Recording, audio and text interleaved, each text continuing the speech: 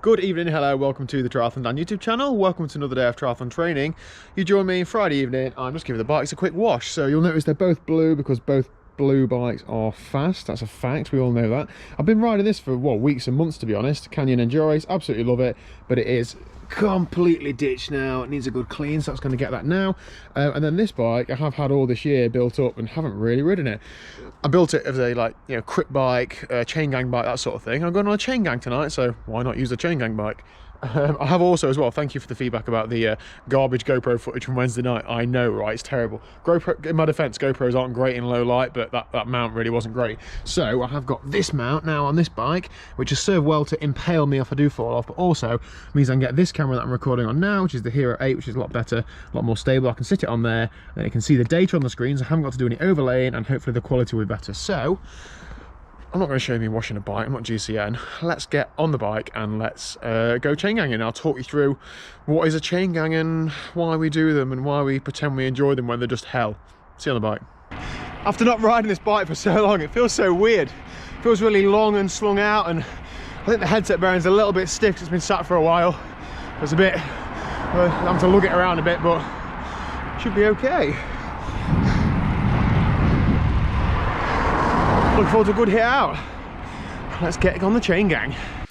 Okay, so here we are on the Chaingang, or obviously here, no I'm not, I'm sat on the sofa the next morning with tired legs. I'm going to talk you through the communications, the dynamics, the training effects, all that sort of stuff. So as you can see here, if you don't know, a Chaingang is essentially where you have two lines of riders, one line moving slightly faster than the other line, and the first rider will peel off and join the slower line, and then the back rider from the slower line will join the back of the fast line, and so on. It will depend which way you go, depending which way the wind's going, depending what the course is like, and so on. Different clubs do things different ways, but we always tend to do it anti-clockwise, so the fast line on the right hand side, pretty much whichever way the wind's going, really, just a bit of habit. So as you can see here, I'm now on the front, taking a big turn, so I've just done my fast line bit, come out, and I've dropped now onto the front of the slower line, going easier, and then Craig Johnson just dropped in front of me. Now, the communications throughout Chaingang, it's dark, isn't it? The roads aren't the best, there's potholes.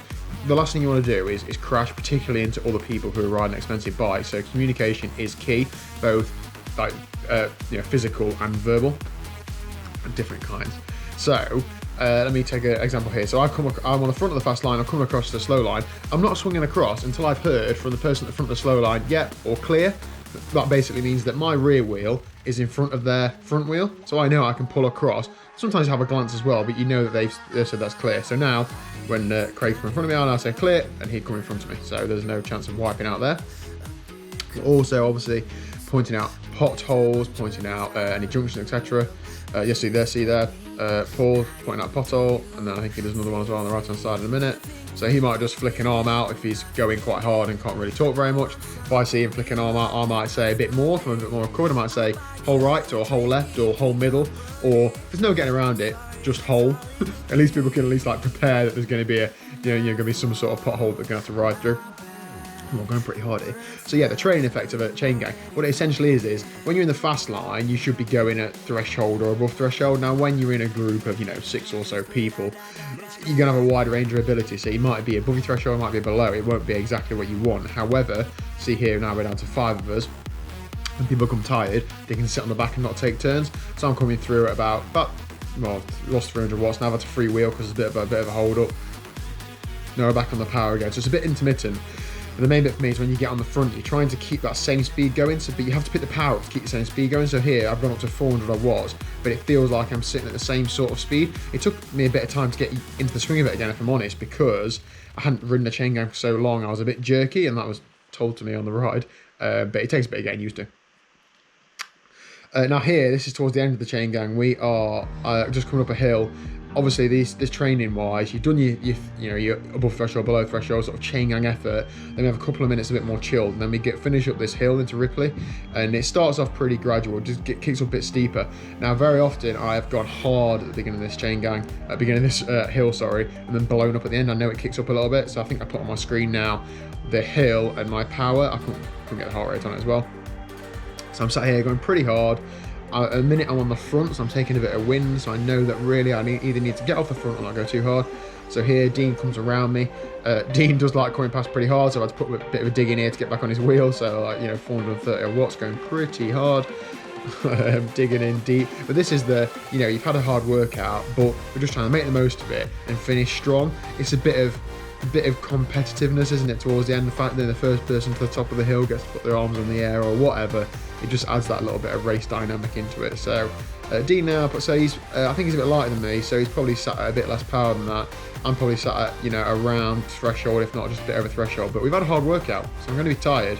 It's not easy. Now here he's got out of the saddle, put a bit of a dig in, and I'm having to really dig deep to hang on. You know, sort of 550, 600 watts for me is well into like 1 minute PB power, if not a bit over. So I know that here, look, 530 watts, and Matt is coming past me like I'm, well, going to fetch a paper from the shop.